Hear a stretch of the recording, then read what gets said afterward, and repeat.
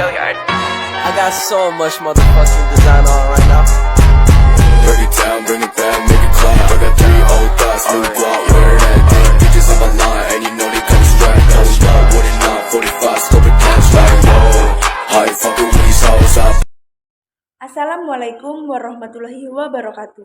Kembali lagi bersama saya Cindy Eka Puspita dari kelas 2022B Prodi Pendidikan Bahasa dan Sastra Indonesia Universitas Riau. Nah, kali ini saya akan membahas unsur intrinsik pada prosa fiksi mengkaji tokoh, alur, dan setting atau latar. Sebelum kita memasuki materi yang akan kita kaji, kita akan menjelaskan dulu apa sih tokoh, alur, dan setting. Nah, yang pertama itu tokoh. Tokoh adalah pelaku dalam cerita atau seseorang yang berperan dalam suatu cerita.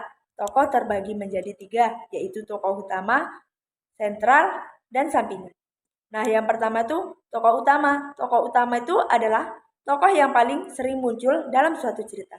Yang kedua, tokoh sentral adalah tokoh yang menjadi penyebab munculnya konflik dalam cerita. Bisa lebih dari satu. Nah, yang ketiga, tokoh sampingan adalah tokoh yang menjadi peran pembantu dalam cerita, bisa juga menjadi pusat terjadinya konflik secara sengaja ataupun tidak. Dalam tokoh juga terdapat penokohan. Penokohan adalah sifat dari beberapa tokoh yang ada pada cerita. Beberapa di antaranya yaitu yang pertama, protagonis adalah sifat yang cenderung mengarahkan pada kebaikan murni tanpa ada rasa jahat di dalamnya. Nah, yang kedua, antagonis adalah suatu sifat tokoh yang buruk biasanya sering terlibat dengan tokoh utama dalam berbagai masalah. Nah, yang ketiga, tritagonis adalah salah satu sifat tokoh yang tidak memihak keduanya. Bisa bersifat netral, kadang membantu pihak jahat, kadang juga membantu pihak baik. Nah, yang kedua, alur atau plot.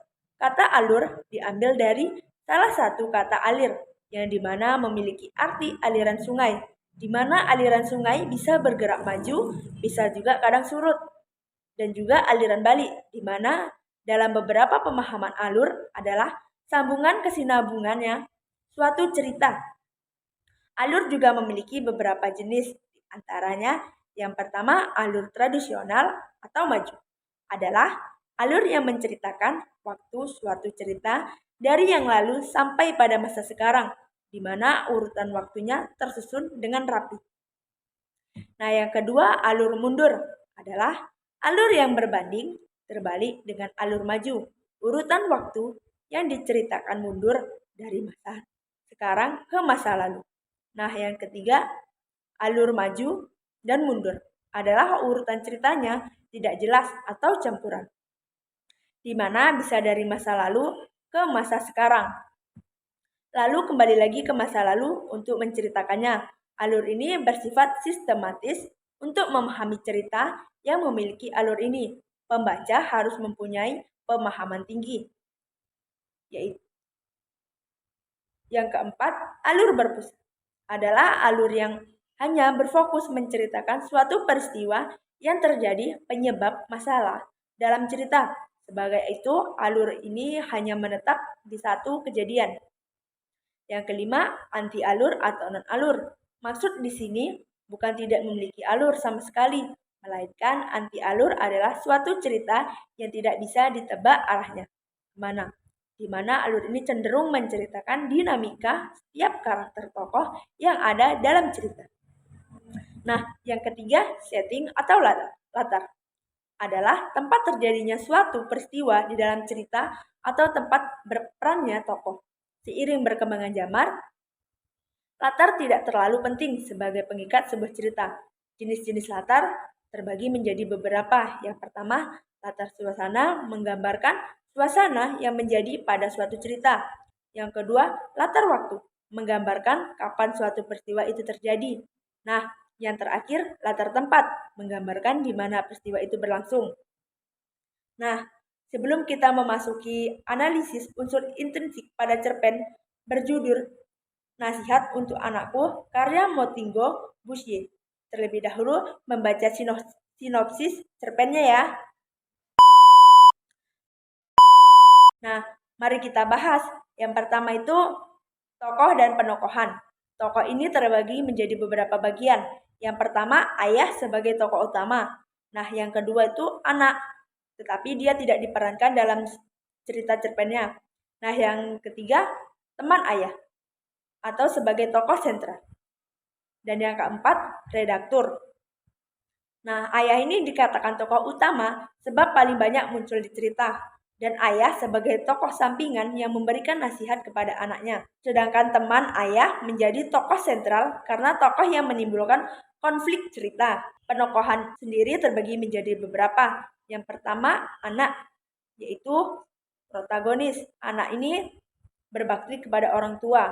Nah, yang kedua, ayah, yaitu protagonis. Tokoh ayah ini terdapat yang pertama itu memiliki jiwa sabar, digambarkan melalui perbuatan tokoh ayah yang sabar menunggu bus selama 3 jam. Dan yang kedua, dermawan. Dapat dilihat perbuatan tokoh ayah yang membelikan makanan dan minuman kepada temannya. Dan yang ketiga, pemikir yang hebat dan digambarkan melalui dialog, jalan, pikiran, dan berbuat tokoh yang berkaitan dengan keinginannya membeli arloji dan buku harian. Dan sedangkan teman ayah antagonis, yaitu kenapa bisa dibilang antagonis? Karena dia pengecut, digambarkan melalui perbuatan tokoh yang melakukan bunuh diri dan juga melalui penerangan langsung ketika penulis menyampaikan bahwa bunuh diri adalah sifat pengecut. Nah, yang terakhir, redaktur. Redaktur ini tritagonis.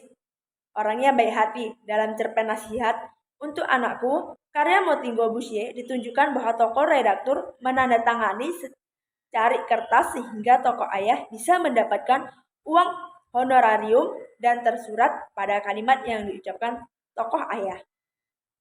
Nah, yang kedua tuh alur.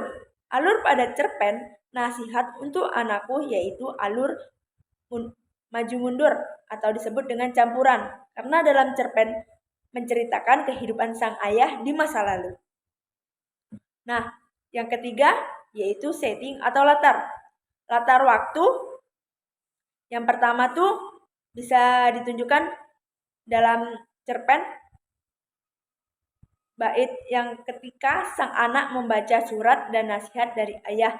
Yang kedua, 3 jam waktu menunggu bus di Salemba. Nah, yang keempat, pagi hari saat ayah belum sarapan. Nah, yang keempat, pada hari ini, pada waktu ayah membuat nasihat dan saat ulang tahun ayah ke-25. Dan yang terakhir tuh besok pagi ketika ayah bermaksud ikut menggali kubur untuk membenamkan mayat temannya.